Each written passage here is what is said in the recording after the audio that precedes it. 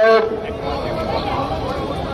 পূজ্য সম্পাদক স্বামীজি দিলীপ মহারাজ বলেছিলেন, কাশ্মীরে এই ব্যাপারে একটা প্রতিবাদ সভা করা দরকার। আমি সঙ্গে সঙ্গে জলধর দাকে এবং দীপাঞ্জন দাসকে বলেছিলাম তাদের সূচনায় আজকে এখানে সাধু সন্ন্যাসী, এখানে হিন্দু সংহতি, সনাতন সংস্কৃতি সংসদ, বিভিন্ন সংস্থার মানুষ এখানে উপস্থিত হয়েছেন প্রতিবাদের জন্য। আজকে যেসব সন্ন্যাসীরা এখানে উপস্থিত হয়েছেন, আপনারা নিজের শ্রাদ্ধ নিজে করে বিরজাহন করে সন্ন্যাসী হয়েছেন, সূর্যের রঙকে ধারণ করেছেন, আগুনের রঙকে ধারণ করেছেন। যখন যখন দেশ বিপন্ন হয়েছিল, ধর্ম বিপন্ন হয়েছিল, সন্ন্যাসী সমাজ আপনার নিজের বুকের পাজর দিয়ে অস্ত্র নির্মাণ করেছিলেন। দধিচি, সেদিন কান্ডি, সেদিন পিনাক, সেদিন ত্রিশূল নির্মাণ করেছিলেন। আজকে সেই সব সন্ন্যাসীদের চরণে প্রণাম নিবেদন। আপনার শুধু মঠ মন্দিরে থেকে ধ্যান জপ করার জন্য নয়, আজকে যদি আপনাদের ধ্যান জপ করতে হয়, আজকে যদি কীর্তন করতে হয়, আজকে যদি আপনাদের রাসলীলা করতে হয়, আজকে যদি আপনাদের রাখি বন্ধন উৎসব করতে হয়, তাহলে হিন্দু সংখ্যাগরিষ্ঠতা বজায় রাখা অতি আবশ্যক। সেই জন্য আমি আপনাদের কাছে আবেদন করব, আমার কণ্ঠে মিলিয়ে বলুন, বন্দে মাতরম। সবাই বললেন না, আপনারা ভাবছেন যে মহারাজ খুব সচেত উপায় বন্দে মাতরম বলিয়ে। বন্দে মাতরম কোন রাজনৈতিক দলের স্লোগান নয়, বন্দে মাতরম বিজেপির বাপের সম্পত্তি নয়, বন্দে মাতরম তৃণমূলের সম্পত্তি নয়, বন্দে মাতরম কংগ্রেসের সম্পত্তি নয়। বন্দে মাতরম হচ্ছে স্বাধীনতার মুক্তি মন্ত্র। এই বন্দে মাতরমের ধ্বনি নিয়ে আমার বাংলা মায়ের তোমার সন্তানরা হাসি কাশতে চুম্বন করেছিলেন। এই বন্দে মাতরম ধ্বনি নিয়েই আমার বাংলা মায়ের তোমার সন্তানরা আস্তে আস্তে দুটের তালে রক্ত চলে যেতে এবং বলছিলেন, ও দুটি স্মৃতাকার হয়, ও ভয়ে কম্পিত নয় আমার হৃদয়।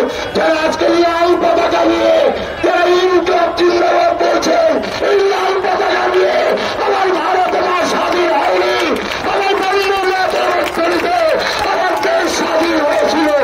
আজকে শুনছিলাম বক্তাদের মুখে, আজকে আমি মুর্শিদাবাদ জেলায় যখন আমি ভুটানে গিয়েছিলাম, আমি যখন মধ্যবান্ডে গিয়েছিলাম, সেই মা বোনদের যখন চোখে জল আকুল ক্রন্দন বলছেন, স্বামীজি আমাদের জন্ম হতে পারে, আমরা কি মৃত্যু হয়ে জন্মগ্রহণ করা আমাদের পাপ হয়েছিল। তখন আমি অঝরে কেটেছিলাম আর ভাবছিলাম, এই কি সেই বাংলা যে বাংলার জন্য হাজারে হাজারে বাংলা মেয়ের সন্তানরা ফাঁসি কাস্তে চুম্বন করেছিলেন। আজকে বিনয় বাদল দিবস, আজকে ক্ষুদিরাম নেতাজি সুভাষ, আজকে সভা প্রসাদের আত্মাগুলো কাটছে। এমন যাদের স্বাধীনতার জন্য আমরা প্রাণ বলিদান করিনি। আমরা তো ভেবেছিলাম দেশটা দ্বিখণ্ডিত হল, ঠিক আছে, ধর্মের ভিত্তিতে। আজকে যারা আপেলরা বসে টিভির সামনে বসে সেকুম বাঁকুড়া যখন সওয়াল করেন, তখন আমার মিডিয়া বন্ধুরা এগিয়ে এসেছেন। ওই আর বাংলার ময়ূর ঘোষ, আমরা ওই জানি আমাদের এখানে মানব এগিয়ে এসেছেন রবি আনন্দের, সেখানেও তারা এগিয়ে এসে আজকে সচ্চারিত হয়েছেন মিডিয়া বন্ধুরা। আজকে মিডিয়া বন্ধুরা আমাদের বাংলাদেশের যে মা ভাই বোনদের নির্মম নিষ্ঠুর অত্যাচার হত্যা, সেটা আমরা জানতে পারতাম না পশ্চিমবঙ্গবাসী। তাই মিডিয়া বন্ধুদের ধন্যবাদ জানাবো, শত ধন্যবাদ। আপনারা রাজার রাজধানী ঘুরে, অগ্নি চক্রে ঘুরে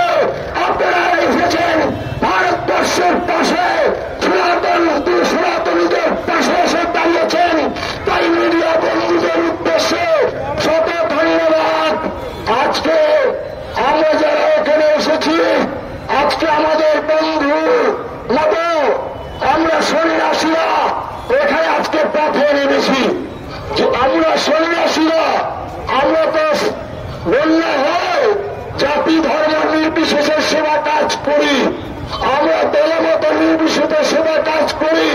আজকে সন্ন্যাসীরা পথে কেন?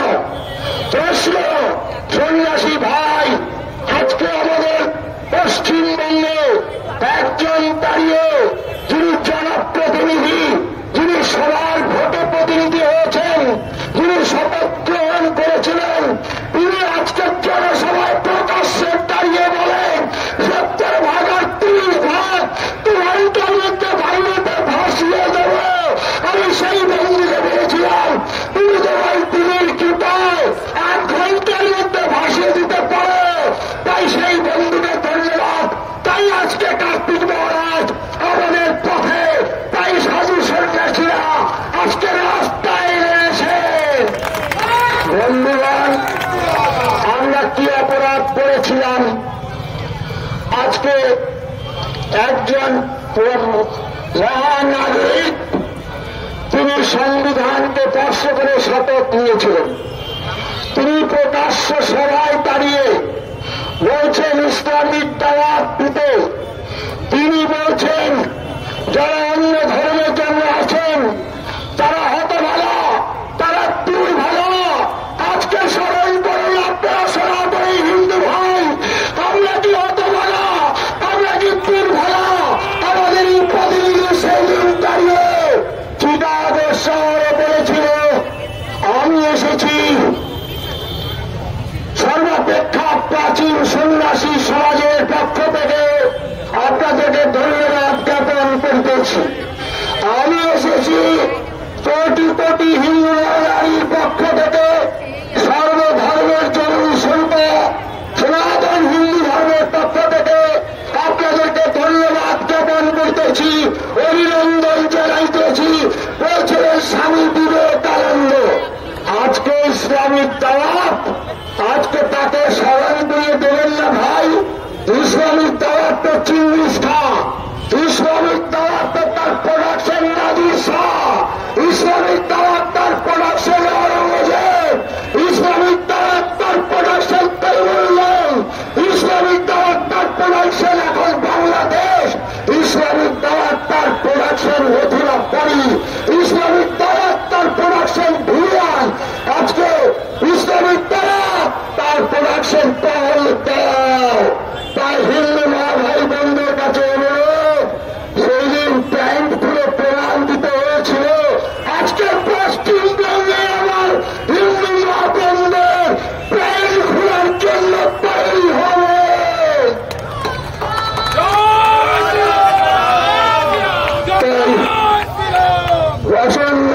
নজরুল বলেছিল ভারতবর্ষের প্রাণ হচ্ছে হিন্দু। নরেন্দ্র মোদী যারা নাচানাচি করছেন, নরেন্দ্র মোদী আমদানি করা যাবে, নরেন্দ্র মোদী চলে গেলেও পাওয়া যাবে, কিন্তু ভারতবর্ষের প্রাণ যদি হিন্দু না থাকে তাহলে কোথায় কীর্তন করবেন, কোথায় ভারত সুদর্শন সংঘ, কোথায় অনুকূল ঠাকুর, কোথায় ভারত ব্রহ্মচারী, কোথায় রাম ঠাকুর? কেউ থাকতে পারবেন না। যদি হিন্দু না থাকে তাহলে ঘাস ফুল ফুটবে না, যদি হিন্দু না থাকে তাহলে পদ্ম ফুল ফুটবে না, যদি হিন্দু না থাকে কাস্তে হাতরি তারা। আজকে ওই সেতুর পাতিলের, আজকে ওই আতঙ্কের পুড়িয়ে দিন। দেশটা ভাগ হয়েছিল কিসের জন্য? আজকে বিরাট বলছেন ওটা হিন্দু মুসলমান বলবেন না, ওটা ভারতীয় বলবেন।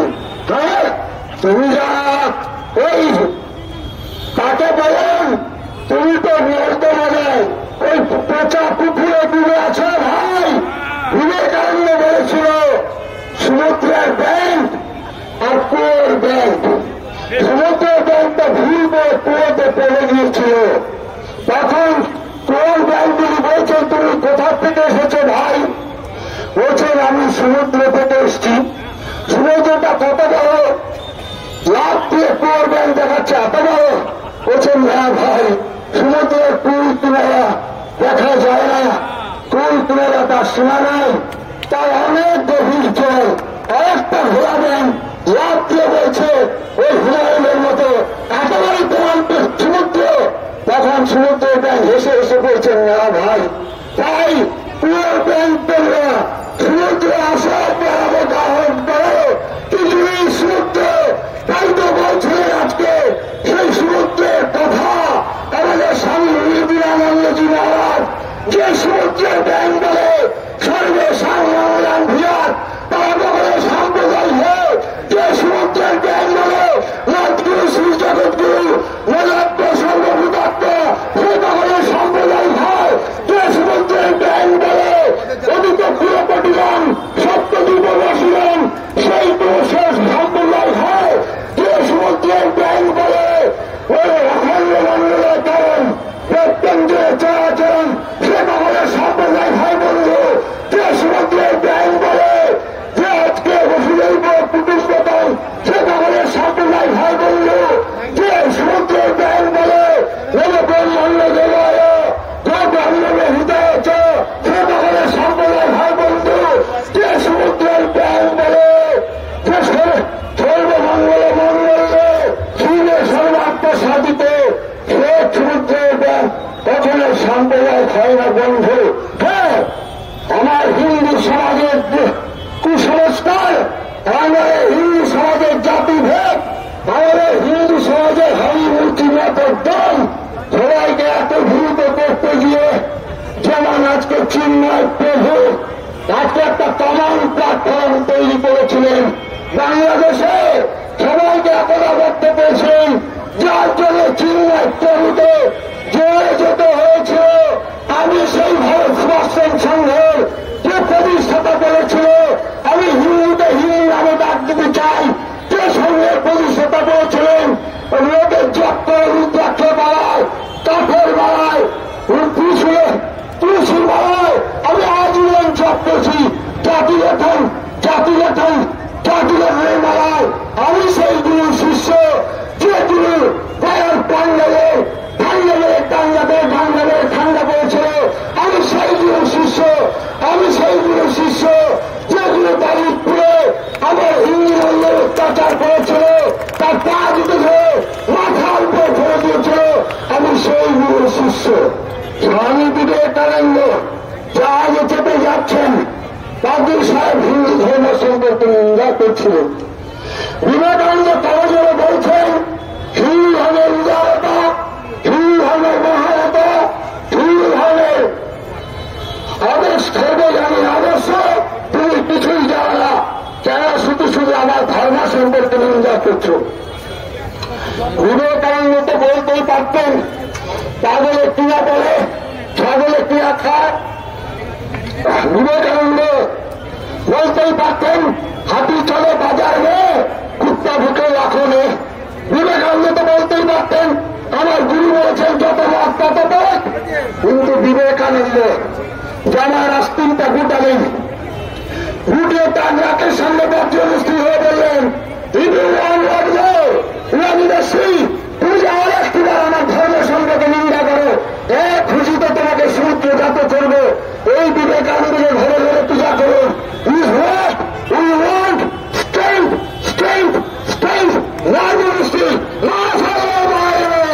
এই স্বামী বিবেকানন্দ করেছেন অনেক হয়ে গেছে।